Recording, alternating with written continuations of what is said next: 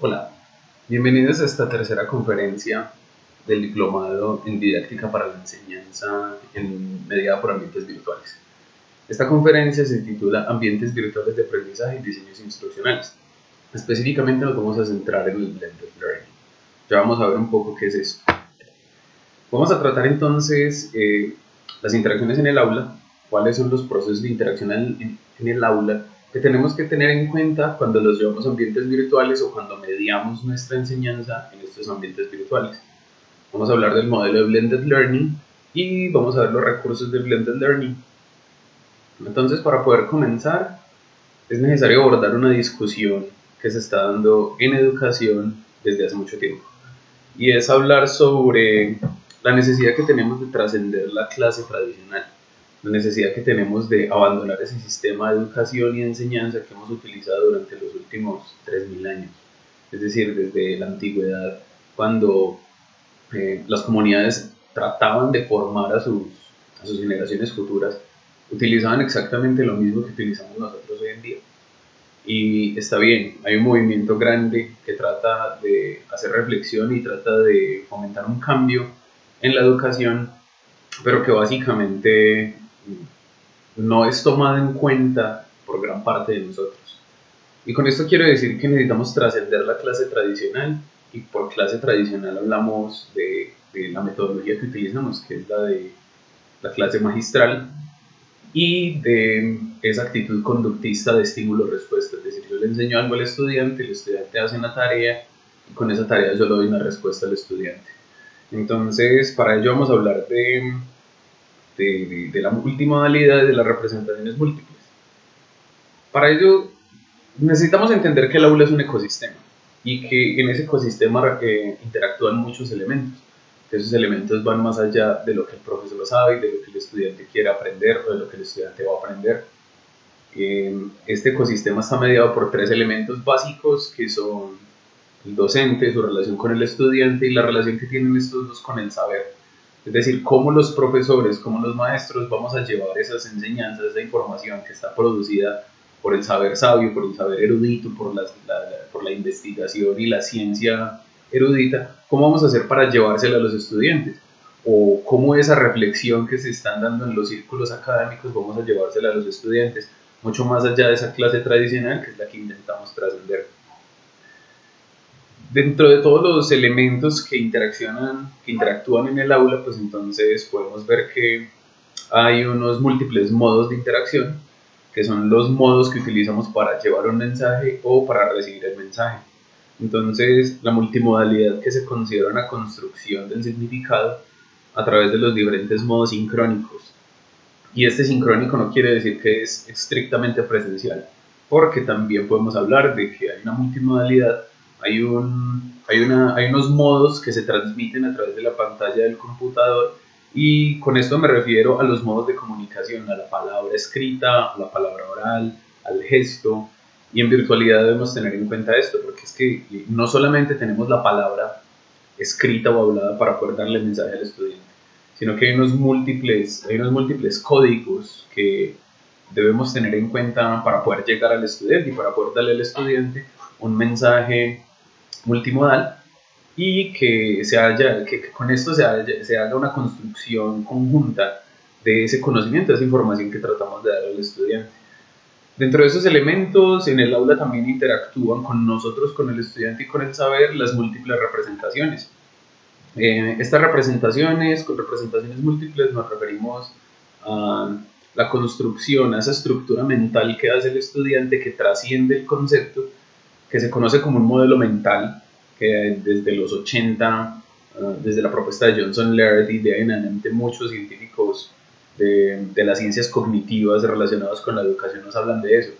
Un concepto es solamente un componente de un modelo mental, es decir, en la mente del estudiante una construcción es mucho más allá que la definición de diccionario. Un estudiante construye un concepto, pero ese concepto está mediado por sus emociones y por las múltiples representaciones a través de las cuales adquiere ese concepto. Entonces, un razonante asocia imágenes, asocia emociones, construye analogías, construye imágenes mentales, se aprende el concepto de memoria, trae consigo microdatos, es decir, cuando vamos a enseñar algo al estudiante, pues hoy en día no podemos decir que compararnos y decirle al estudiante qué es lo que significa esta la definición o así se resuelve este problema o este ejercicio se resuelve de esta forma, pues no es suficiente, porque sabemos que un concepto, una idea, es mucho más grande y está mediada por muchos otros componentes y dentro de esos componentes pues es necesario que nosotros los conozcamos. Y en la virtualidad precisamente hacemos eso, porque en la virtualidad, como nos salimos del salón, como vamos a hacer, como nos estamos por fuera del salón, no es solamente escribirle en el tablero al estudiante, porque no podemos hacerlo. Entonces ahí es donde debemos buscar múltiples recursos y dentro de esos múltiples recursos pues está la modalidad virtual, la modalidad presencial y de lo que vamos a hablar estrictamente en este momento, que es de la combinación entre ambas. Bueno, entrando en materia, encontramos que igual como hemos trabajado en educación tradicional desde hace mucho tiempo, hace algunas décadas, pues entonces también estamos tratando de trascender esa educación tradicional. Y más allá de la educación tradicional es lo que conocemos como educación presencial. ¿Por qué? Porque es que este paso de la humanidad de la educación tradicional a la educación digital está mediada por múltiples factores, por múltiples contextos y, y lo que tenemos hoy en día es el resultado de ello. Entonces, primero tuvimos la educación a distancia, que se podía hacer a través de correos, a través de cartas, que es un modelo que se propone en Europa para la gente del campo. Llega a Latinoamérica, en Colombia es bastante popular eh, obtener su título de bachillerato en la década de los 70, en la década de los 80, a través de las clases por radio, enviando los trabajos. Entonces había una correspondencia que era a distancia.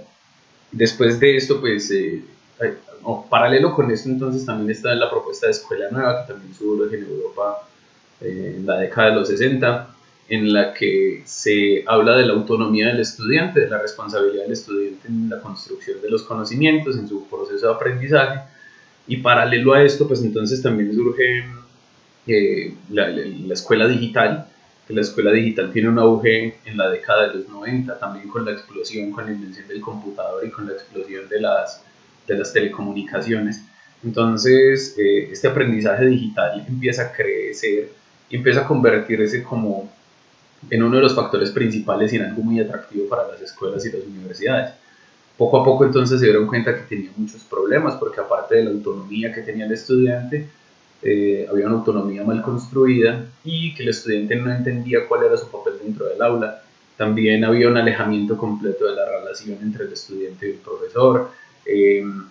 Se convirtió en una técnica en la cual el profesor solamente entregaba los trabajos a los estudiantes y no había una retroalimentación, y ese fue uno de los principales problemas que tuvo pues el e-learning desde su surgimiento hasta que en la década del 2000 empieza un decaimiento. Incluso hay estadísticas de una asociación internacional de e-learning, que son las empresas que producen e-learning y tienen una asociación y dicen que a partir del 2000, entre el 2000 y el 2004, cerca de un 70% de las personas que estaban interesadas en aprender, en inscribirse a cursos e-learning, pues se fueron retirando y fue debido a toda esta problemática que surgió.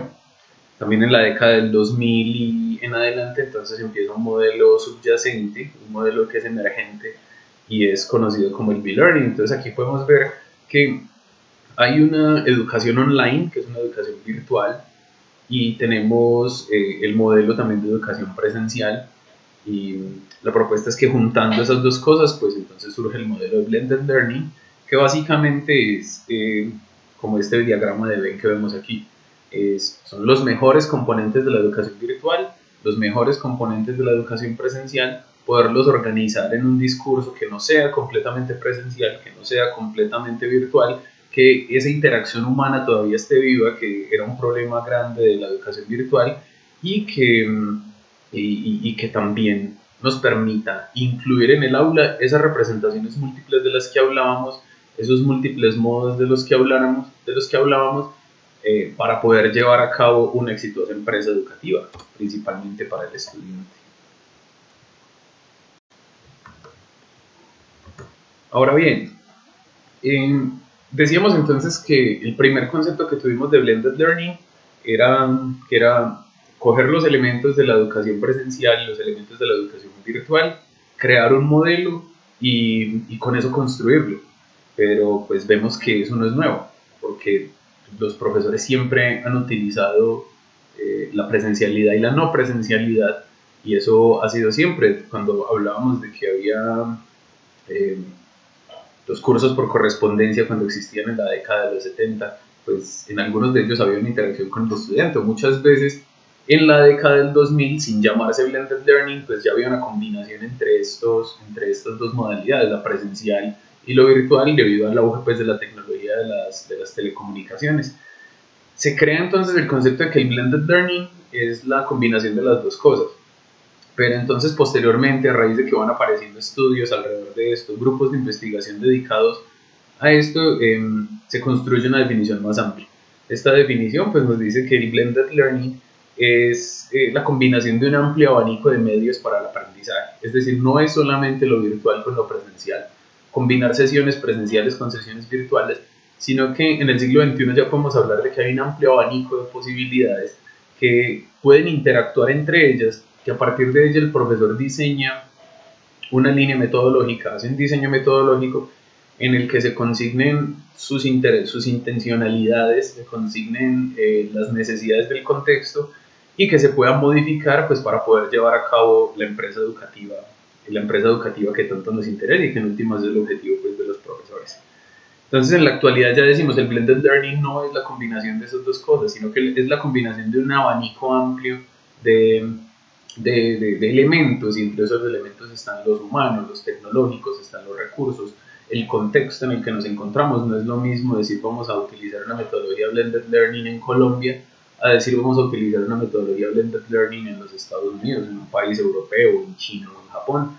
Y de la misma forma no es lo mismo decir vamos a emplear una metodología blended learning en la Universidad Católica Luis Amigo, que es una metodología en una de las veredas de la costa norte o del suroccidente del país.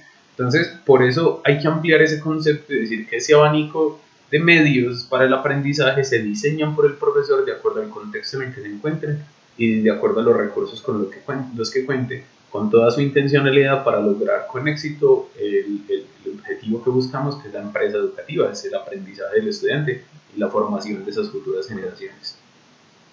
Hablamos entonces hay beneficios. Toman algunos beneficios de la educación virtual, se toman algunos beneficios de la educación presencial, de todos los recursos, de ese amplio abanico del que hablábamos, y encontramos beneficios, pero también encontramos desventajas del blended learning. Vamos a hablar de los beneficios. Dice que permite una adaptación a las necesidades formativas específicas. Ahí estamos hablando entonces del contexto y de los recursos que se tienen, porque ya vamos a ver, el blended learning no necesita de red Wi-Fi, no necesita de un internet fuerte, dependiendo del diseño del profesor. Si el profesor lo diseña completamente offline, puede hacerlo.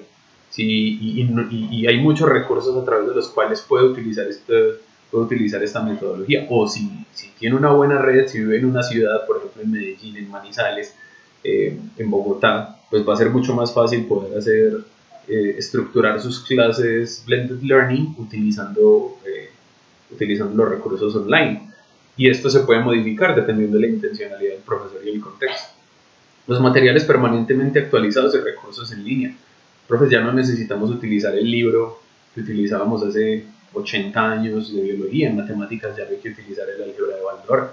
Ya en ciencias no vamos a utilizar el Investiguemos 7 ni las cartillas de Santillana para enseñar español, del diccionario de la Universidad de Chicago en inglés. ¿Por qué? Porque es que en este momento encontramos múltiples recursos digitales que podemos acceder a ellos y que están siendo actualizados constantemente y que están siendo discutidos constantemente. Y no es solamente el libro como la construcción del libro para utilizarlo, sino que podemos tomar múltiples recursos que están en línea, que son gratuitos, muchos de ellos, o si son pagos a través de la institución se pueden adquirir convenios, pero están siendo permanentemente actualizados y discutidos por la comunidad científica. Otra ventaja es la personalización del proceso de aprendizaje, la autonomía y la flexibilidad. Aquí incluimos un concepto muy importante que es la autonomía en el aprendizaje, es decir, cuál es el papel del estudiante en su aprendizaje más allá de sentarse en una silla y tomar nota, sino cuando convertimos al estudiante en ese sujeto, en ese agente que puede aportar al proceso de aprendizaje y cómo el estudiante puede aportar a su propio proceso de aprendizaje. Y también la flexibilidad, que el Blended Learning pues, nos va a permitir una flexibilidad tanto en tiempo como en temáticas, y no nos vamos a encontrar atados a muchas cosas como el espacio físico, como los medios de transporte y como el acceso a un espacio físico, en este caso la universidad. Mayor satisfacción en los resultados, pues también a partir del surgimiento de todas estas corrientes del Blended Learning y la combinación digamos, con las metodologías activas de las que se están hablando. Entonces también encuentran, también estas personas que hacen investigación en este campo, encuentran que hay una mayor satisfacción en los resultados, que hay una motivación mucho más amplia de los estudiantes. Estamos con estudiantes que, si bien no son nativos digitales, son estudiantes que están todo el tiempo siendo bombardeados por la información. Su mejor amigo es el celular, su segundo mejor amigo es el computador, su tercer mejor amigo es el televisor. Y el hecho de que podamos nosotros meter la educación, meter nuestras clases en esos elementos, hace que el estudiante no separe lo que es su vida cotidiana, que es el trabajo con el celular, que es el trabajo con la tablet, con el televisor o con el computador, de lo que es ir a clase, sino que nosotros más bien podemos llevar a la empresa educativa, podemos llevar las clases a esos medios y podemos mediar entre eso. También podemos ejercer un poquito de control sobre lo que los estudiantes están produciendo. Y la creatividad es absolutamente importante en el Blended Learning, porque aquí no es el docente el que le va a decir al estudiante responda a estas preguntas de esta manera, sino que el profesor le va a decir al estudiante, hey, tenemos este abanico de posibilidades, vamos a utilizar todas estas opciones y hay que recoger unos resultados. Y ese resultado no siempre es un examen escrito en un salón, sino que ese resultado puede ser un producto importante y puede ser un producto que va a trascender esa evaluación de examen y papel. Entonces vamos a ver un poquito más de lo que es el Blended Learning. Entonces vamos a ver un poquito más de las características del Blended Learning. De las desventajas, pues vamos a hablar de ellas más tarde, cuando hagamos una construcción un poquito más amplia acerca de lo que el Blended Learning representa. Vamos a empezar entonces con los recursos para Blended Learning, ya que sabemos qué es esto. Los recursos que tenemos para Blended Learning, pues podemos utilizar todos los recursos en lo digital y todos los recursos en lo presencial con los que contemos. Hacer un diseño Blended Learning implica el computador, implica el libro, implica el profesor, el cuaderno, el lápiz, el celular, la tablet del computador, el espacio físico, puesto que un diseño Blended Learning lo que trata es de utilizar todos esos recursos pues, para poder llevar a cabo la empresa educativa que tanto nos interesa.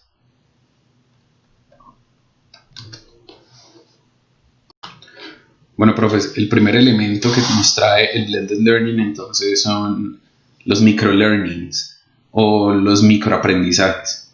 Esto se refiere a una modalidad que describe la formación a partir de cápsulas breves de contenido que están interconectadas entre sí. En este componente, pues el profe crea cápsulas que no exijan más de 5 minutos de la atención del aprendizaje del estudiante. ¿Y esto por qué? Porque con los jóvenes que tratamos hoy en día, ellos sabemos que 20 minutos de concentración para ellos es demasiado. Y ellos están acostumbrados a los flashes. Ellos están acostumbrados a la información corta y están acostumbrados a no mantener la concentración por más de 5 minutos.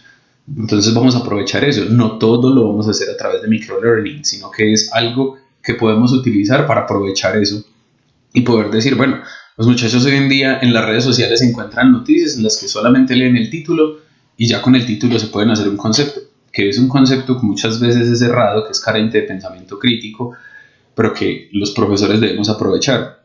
De la misma forma, en las redes sociales ven una imagen y es una imagen que no estudian por más de 15 segundos y con esos 15 segundos ya se crean una idea a partir de eso. Entonces, ¿por qué no utilizar eso en educación? Crear cápsulas que no exijan más de 5 minutos ello tiene una exigencia por parte del profesor.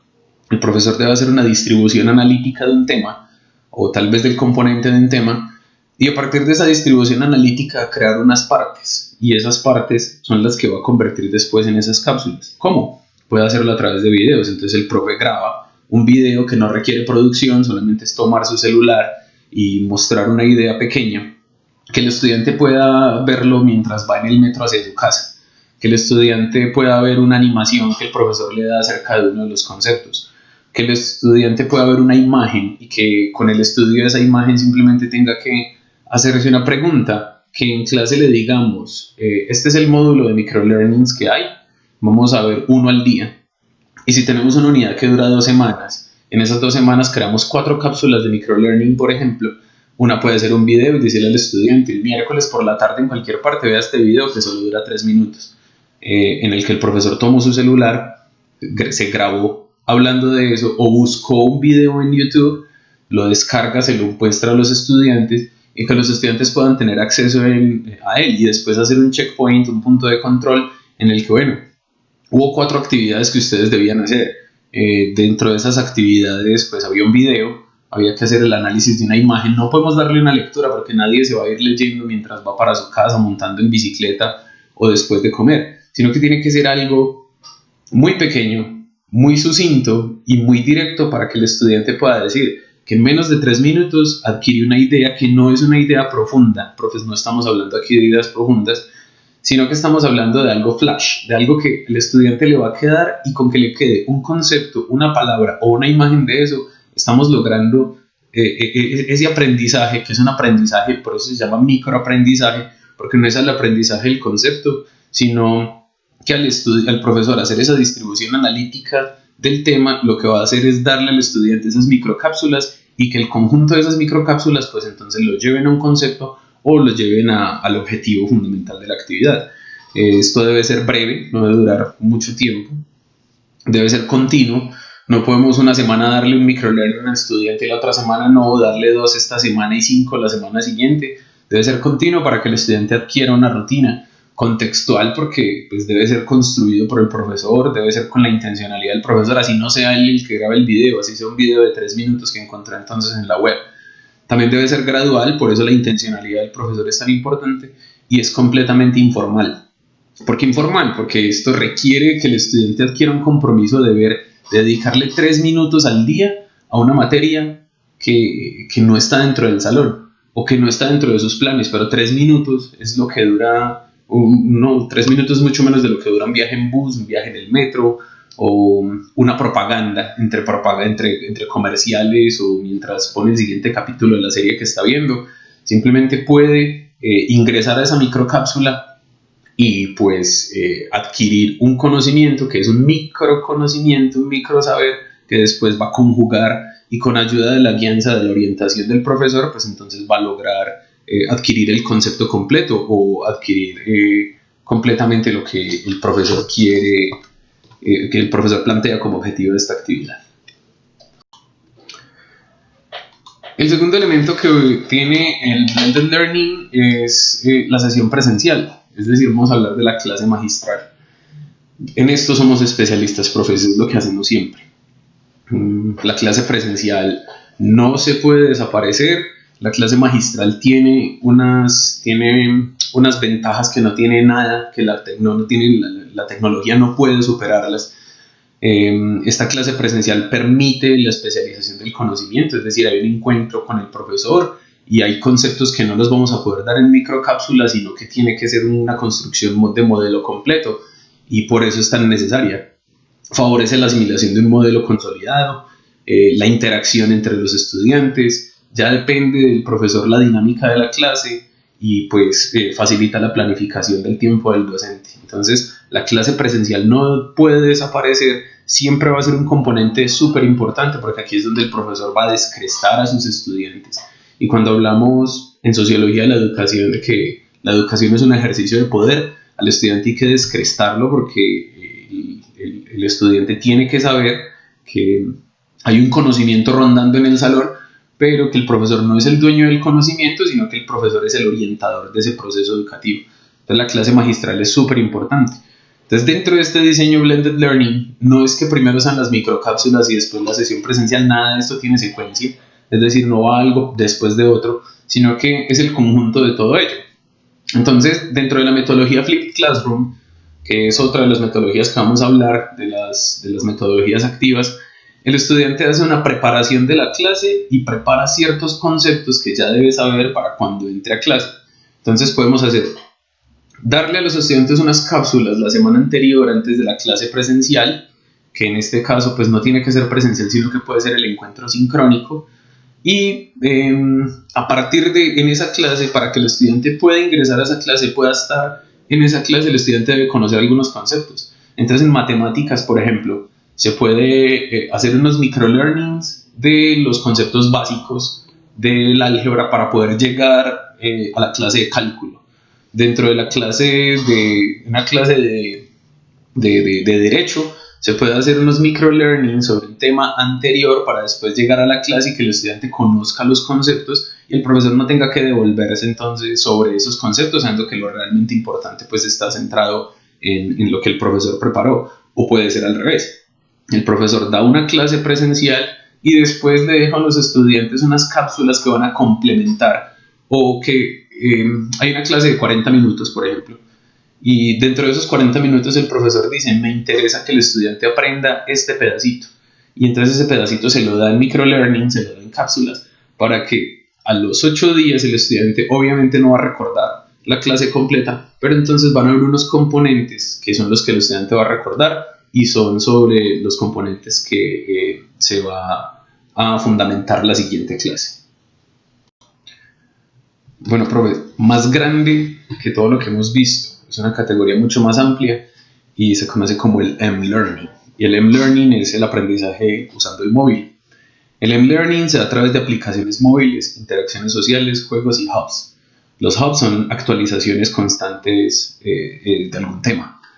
Entonces, los muchachos hoy en día, los jóvenes hoy en día, incluso nosotros, nuestro mejor amigo es el móvil, es el celular. Se estima que una persona puede gastar entre 5 y 6 horas del celular, una persona de nuestro contexto, de una persona de ciudad puede gastar entre 5 y 6 horas al día en el celular. Y sabemos que los muchachos, pues, en ocasiones pueden llegar muchísimas más horas a utilizar el celular, se pueden pasar todo el día en él. Ahí es donde nosotros no debemos ejercer control sobre eso, pero debemos entrar ahí también y poder decir: bueno, el celular es algo que vamos a utilizar. El celular es algo que el estudiante está utilizando completa todo el tiempo, es algo al que le presta atención, es algo en el que dedica parte de su atención, entonces vamos a meternos ahí. ¿A través de qué? Pues entonces hay muchas opciones que podemos utilizar. Por ejemplo, los microlearnings los podemos planear para que el estudiante los haga todo en el celular. Los videos que los vean, si estamos en un grupo de WhatsApp con nuestro grupo, entonces decirle: muchachos, un video de 2 minutos y se los mando por WhatsApp. Y ahí estamos utilizando el celular, estamos utilizando una herramienta que es WhatsApp, y estamos llevándole un poquito del conocimiento al estudiante. Hay aplicaciones también para cada una de sus asignaturas. Para cada una de sus asignaturas podemos encontrar una aplicación gratuita y específica y que podemos utilizar. Y solamente es explorar. Por ejemplo, si es en Apple, podemos explorar el I/O, saber qué tenemos, o el Google Store para encontrar ese tipo de aplicaciones. Y solamente es dedicarle un poquito, porque aplicaciones se están creando cerca de, tengo el dato por aquí, se están creando cerca de 3.500 aplicaciones por minuto en todo el mundo. Es decir, estamos obteniendo aplicaciones de todo tipo y aplicaciones que no conocemos. Muchas son pagadas, pero dentro de esas pagadas también podemos encontrar las versiones beta y podemos encontrar aplicaciones que es increíble. Incluso les voy a recomendar una página web. En los comentarios aquí les voy a dejar un link de una página web que recomienda aplicaciones para cada una de las materias. Entonces, para ciencias contables hay muchísimas, para matemáticas, para ingenierías y para las humanidades, incluso para teología. Y son aplicaciones que pueden ser tanto juegos como de organización de la información. Entonces, estar en el celular de los muchachos, y no es sino decirles: bajen esta aplicación, tal vez no ocupe mucho espacio, y simplemente decirle que podemos discutir esto en clase acerca de lo que se está haciendo en la aplicación, una aplicación que pueda el estudiante utilizar para poder resolver, no sé, una resolución de problemas o poder resolver ejercicios, porque profes no nos podemos negar a que hace 20 años en las escuelas nos decían tiene que aprender a sumar y a dividir y a multiplicar a mano porque usted nunca va a tener una calculadora en el bolsillo. Usted no siempre va a tener una calculadora en el bolsillo, nos decían nuestros profesores hace 20 años, pues llegó el momento en el que todos tenemos una calculadora en el bolsillo y esa calculadora hay que utilizarla. En el que todos tenemos un traductor en el bolsillo y ese traductor hay que utilizarlo. En el que tenemos editores de texto en el bolsillo y tenemos que utilizarlos. Entonces, vamos a explotar todas esas herramientas que el celular nos da. Enseñémosle a los muchachos que el celular no es solamente para las redes sociales o para llamar a la casa o para averiguarse los chismes. Enseñémosle a los muchachos que cada una de esas aplicaciones y esas herramientas que tiene el celular pues van a servir para algo. Además vamos a hablar de que hay una conectividad total, los estudiantes todo el tiempo están metidos en el celular, es por la portabilidad, la inmediatez y la accesibilidad, porque incluso las personas con condiciones de discapacidad pues pueden acceder al celular porque la accesibilidad ya está programada ahí, las aplicaciones gratuitas, el Wi-Fi ya lo podemos encontrar en muchas partes, incluso para las regiones que no tienen Wi-Fi, que no tienen, o las personas que no tienen datos, las aplicaciones se pueden utilizar offline y sin necesidad de internet se puede utilizar la aplicación. Entonces es una invitación, profes, a que exploremos todas esas aplicaciones que nos da el celular y como les digo es muy fácil. Les voy a dejar una web aquí en los comentarios y también ustedes exploren las tiendas de aplicaciones de los desarrolladores para que podamos empezar a explorar y poder decir, bueno, cuáles son las aplicaciones que nos sirven y cuáles no. Y de todos modos, en la actividad propuesta para la finalización de este módulo, vamos a trabajar por lo menos una de las aplicaciones por área del saber.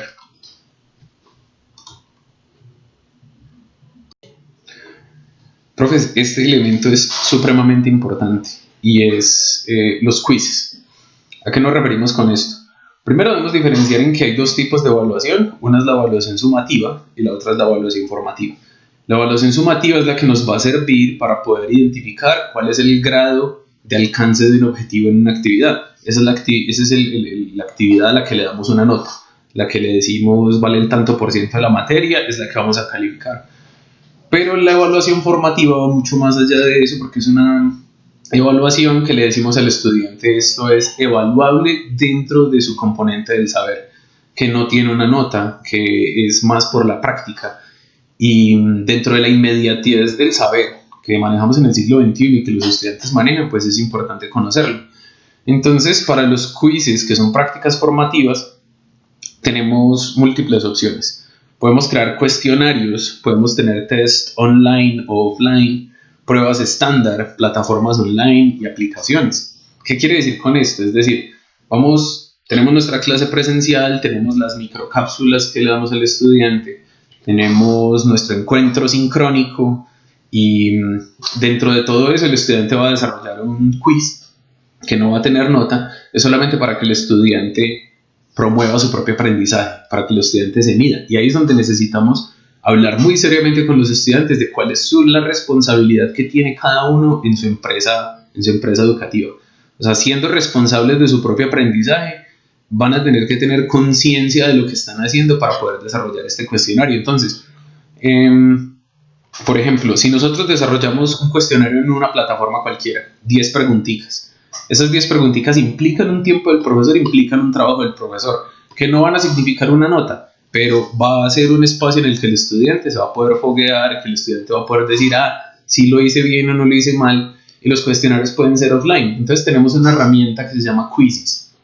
En Quizzes se pueden construir los cuestionarios, se pueden descargar, se le pueden enviar al estudiante, y simplemente estudiante usted mida qué tanto conocimiento tiene, mida la apropiación del concepto. Podemos utilizar el campus virtual de la universidad para desarrollar uno de esos cuestionarios y tiene si eso online. Bueno, para el campus virtual sí necesitamos entonces tener una conexión a internet. Las pruebas estándar, tanto de las pruebas Saber 11 como de las pruebas Saber Pro, como de las pruebas para las universidades del nivel internacional, para las pruebas PISA, podemos encontrar páginas web que tienen este contenido libre y simplemente le decimos al estudiante resuelva 3 de estas preguntas. De esas 3, resuélvalas y luego las socializamos en clase, o resuélvalas e interiorícelas y luego compare con sus compañeros qué es lo que está resolviendo. Y hay apps también para eso, aplicaciones que el estudiante puede tener en su celular, que el profesor le envía. Kahoot, por ejemplo, tiene app propia, que el profesor le envía un cuestionario que el profesor no va a recoger, que el estudiante verá si lo resuelve. Pero ahí es donde está nuestra labor como docente, esa labor formativa. Muchachos, es necesario resolver esto. ¿Por qué? Porque es que algo de esto vamos a hablar más adelante. Y de todos modos usted tiene que tener control de su conocimiento, usted tiene que tener control de lo que sabe y son ejercicios metacognitivos en los que el estudiante va a utilizar esa autonomía y en el que el estudiante pues va a poder demostrarse a sí mismo qué es lo que sabe, preparatorio al momento en el que tenga que demostrarle a sus demás compañeros, a su profesor o a la sociedad en general qué es lo que sabe. Entonces esto de los quizzes es de suma importancia y pues sería muy bueno que lo utilizáramos. También les voy a dejar un documentico con unos links, en el mismo link que va a estar en los comentarios de este video, pues van a aparecer acceso a varias plataformas que permiten hacer ese tipo de quizzes y que son bastante importantes dentro del Blended Learning. Vamos a hablar de los foros. Los foros son uno de los elementos más amplios y también de mayor manejo por parte de nosotros. Los foros se utilizan totalmente, son asincrónicos para hacer asesorías y discusiones. También en múltiples plataformas que nos permiten. El campus virtual de la universidad nos permite crear foros en los que los estudiantes van a ir a responder una pregunta o a participar de una discusión con el resto de sus compañeros y con los profesores. Y esto pues va a promover el pensamiento crítico, va a promover la argumentación, va a promover la comunicación escrita. Hay una comunicación constante con el profesor y hay múltiples plataformas también que podemos utilizar. Entonces podríamos decir que la unidad va a tener un foro constante de discusión desde el principio hasta el final. Y de esta forma vamos a hacer una cobertura del 100%, en el que se vayan planteando preguntas semanales y el estudiante no tiene que gastar más de 5 minutos para sentarse y responder la pregunta del profesor. Y lo más importante, que haya una retroalimentación del profesor. Cuando el profesor vea la respuesta del estudiante, entonces poderle decir, Juan, estás en lo correcto, o simplemente deberías analizar un poquito más esto. Y aún más enriquecedor, que es una discusión entre el profesor y el estudiante, es cuando se generan los debates, que uno le activa la casillita para hacer réplicas, en la que los estudiantes pueden hablar con el resto de sus compañeros. Entonces no solamente responder la pregunta del profesor, sino que también puede participar y organizar debates con los estudiantes. Para el foro no hay que dedicarle mucho tiempo. Podríamos también entonces crear un foro al final de la unidad, en la que se hagan unas preguntas y podamos ver cuál es el grado de apropiación que tienen los estudiantes del tema o del concepto que estamos trabajando. Y en realidad es muy enriquecedor porque no solo es asincrónico, sino que promueve la participación del estudiante, pero lo más importante es que haya una vigilancia epistemológica, que haya una orientación por parte del profesor para que los estudiantes no se desvíen y para que los estudiantes adquieran el conocimiento o pongan en práctica ese conocimiento. Antes de empezar el foro, siempre es necesario hacer lo que conocemos como el contrato didáctico, es decir, cuáles son las condiciones del foro. La participación va a ser semanal, van a participar todos, hay que responder la pregunta, la moderación del lenguaje, cómo la vamos a hacer y cuáles son los tipos de discusiones que vamos a tener. Entonces es bastante importante y, como les digo, puede ser sincrónico, puede ser asincrónico y requiere de un alto compromiso del estudiante siempre y cuando esté bajo la orientación del profesor. Bueno, profes, esto no es un componente nuevo, pero es un componente del Blended Learning y son las flashcards. Las flashcards son esos pastelitos, esos papelitos que nosotros hacemos para poder recordar algo. Lo que pasa es que solamente lo utilizamos antes del examen, que siempre le decimos al estudiante antes del examen: en matemáticas construye su hoja de fórmulas, antes del examen entonces construye su mapa mental acerca del tema que estamos trabajando. En ciencias, entonces, ¿cuáles son los componentes de lo que vamos a hacer? Pero el Blended Learning nos invita a utilizar las flashcards en todo el tiempo. ¿Por qué? Porque es que las flashcards son de acceso inmediato. Las flashcards, en ello está los componentes más importantes de lo que estamos aprendiendo. Y no solamente pueden ser no pueden ser físicas, sino también digitales. También hay un set muy amplio de aplicaciones que nos ayudan para esto. Entonces están las sticky notes que puede descargar en su celular, que un estudiante puede tener una sticky note de color diferente para cada materia y que simplemente si se le ocurre una idea la puede anotar ahí, o que el profesor, o que un dato que dio el profesor, y que tenga las flashcards, que siempre las pueda tener de acceso inmediato, que pueda acceder a ellas, porque como sabemos, las flashcards lo que contienen son los contenidos relevantes. Y durante todo el desarrollo de la unidad, el estudiante va a trabajar esas flashcards, y lo que vamos a tener ahí es que vamos a tener el contenido relevante de fácil acceso, y todos lo sabemos, la permanencia en la memoria de una flashcard es mucho más amplia que la permanencia en la memoria de un artículo completo o de las palabras textuales de un autor. Cuando la mejor forma de estudiar, nos decían en nuestra época, o nos decían hace unos años, la mejor forma de estudiar es usted haga un pastel, haga algo como si fuera a hacer la trampa del examen. Ahí usted va a consignar lo más importante y luego coja esa trampa y rásguela. ¿Por qué? Porque es que en su memoria usted ya tiene cuáles son los elementos más relevantes del tema que está trabajando, tiene los elementos principales sobre los que el profesor le puede preguntar en el examen, y no solo eso, sino que ahí también va a tener la información mucho más clara y sobre todo en su propio lenguaje.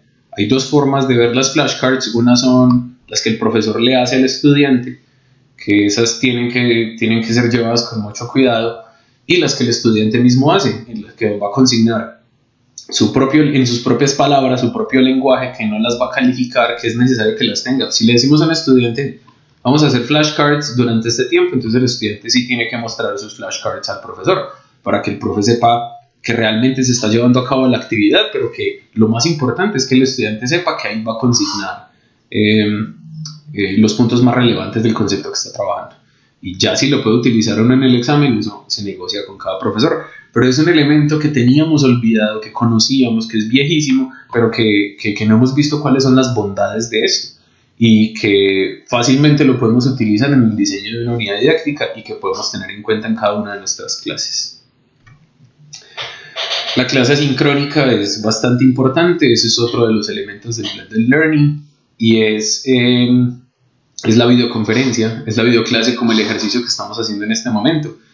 Tiene ventajas que no es sincrónica, el estudiante no tiene que estar sentado a una hora en su computador. Para nuestra población es muy importante esto, porque tenemos estudiantes que tienen familia, trabajadores, y que pueden acceder a ello en cualquier momento, que tenemos una plataforma que es el campus virtual a la que podemos acceder, que todas estas imágenes que estamos viendo en la diapositiva en este momento nos dan herramientas para ello, porque tanto las redes sociales como los blogs como las plataformas de video son herramientas en las que nosotros podemos subirlo, si lo queremos online o si lo queremos offline, pero para que el estudiante pueda acceder a este tipo de información en cualquier momento.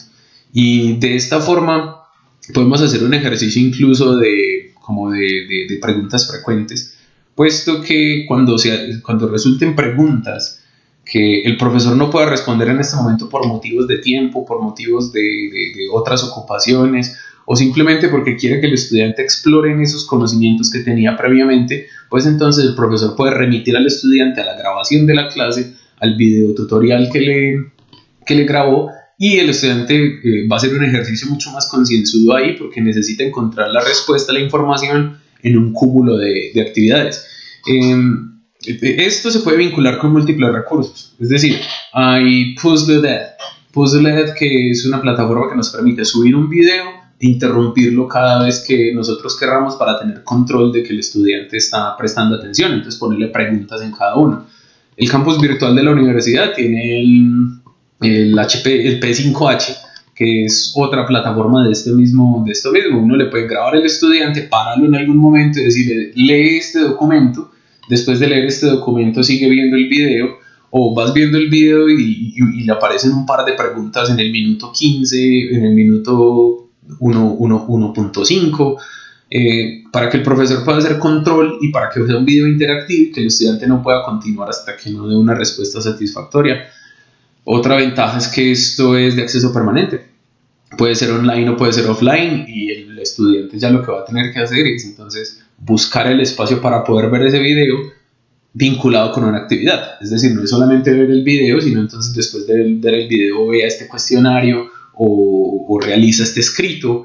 Y bueno, esto también es algo durable en el tiempo. El profesor no va a tener que estar grabando los videos para cada grupo, sino que un mismo video le va a servir para un grupo diferente, incluso trascendiendo entre los semestres, teniendo en cuenta pues que este material hay que actualizarlo constantemente.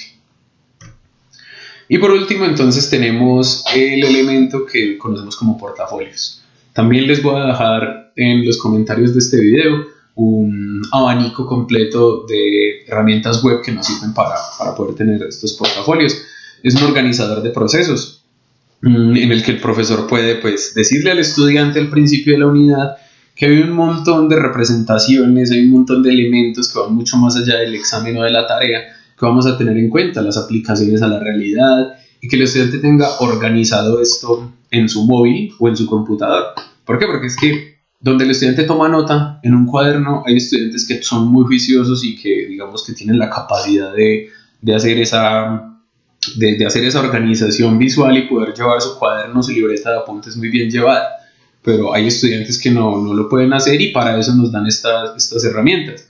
Aquí se puede hacer una secuencia cronológica en la que el estudiante organice por temas los conocimientos o los trabajos que va entregando.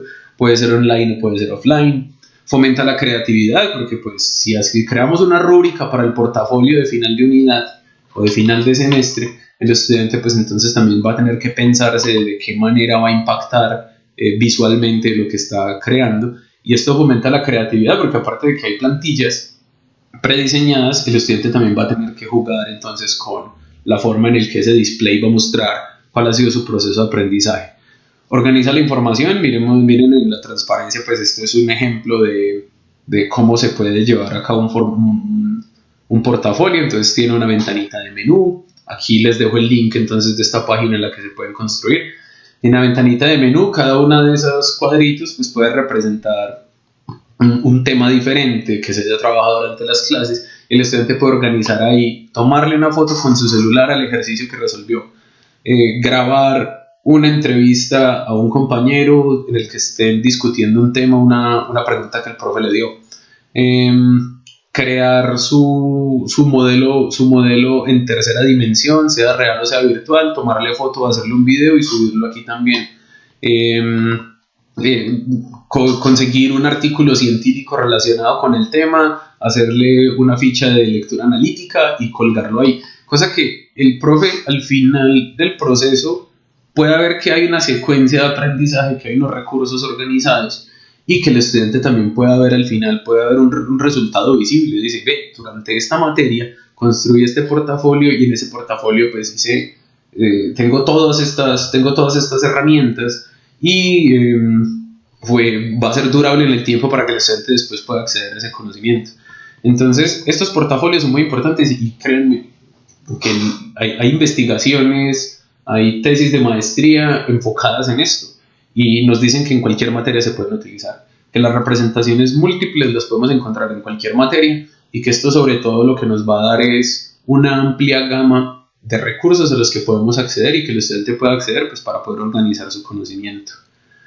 Entonces, esto es un brochazo solamente de lo que es el Blended Learning. Aquí solamente algunos de los elementos de los que vamos a trabajar. Después de terminar este video, pues van a encontrar la actividad número 4, que es la base instrumental para el diseño de actividades Blended Learning. Aquí no vamos a crear una actividad Blended Learning, sino que vamos a hacer microcápsulas.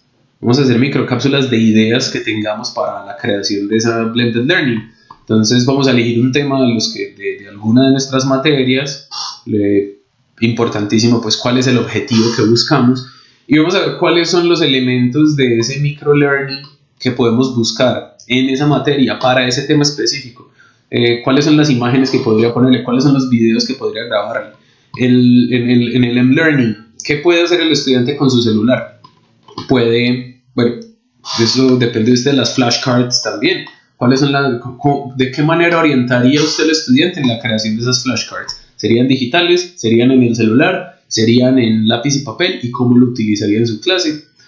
¿Cómo organizaría la clase presencial para ese tema? ¿Cuál sería, sea en la universidad o sea a través de Zoom o a través de alguna otra plataforma? ¿Cuál sería la orientación para los quizzes? Si haría quizzes semanales, si los haría sumativos o formativos. Eso depende de cada uno. Incluso, bueno, el portafolio, cómo lo organizaría dentro de las plataformas que encuentran pues en el documento adjunto a este video. ¿Cómo sería la participación en el foro? ¿Cómo sería la clase asincrónica? O sea, ¿de qué grabaría el tutorial? ¿De qué tema específico? ¿De qué hablaría? ¿Cómo lo utilizaría? Y el último cuadrito está libre, es para un nuevo elemento. Ese nuevo elemento, entonces usted, profe, es el que lo va a proponer y va a decir a este tema. Entonces yo, aparte de todo esto, se me ocurre que voy a poner esto específicamente. Entonces, y este es un formato que nos puede ayudar a nosotros, pues, entonces a poder hacer la creación de esto. Muchas gracias, profes. Entonces, quedamos pendientes pues para la próxima actividad y no olviden estar siempre pendientes del campus virtual, de las notificaciones y de las actividades que estamos subiendo. Muchas gracias entonces por su participación. Hasta una próxima oportunidad.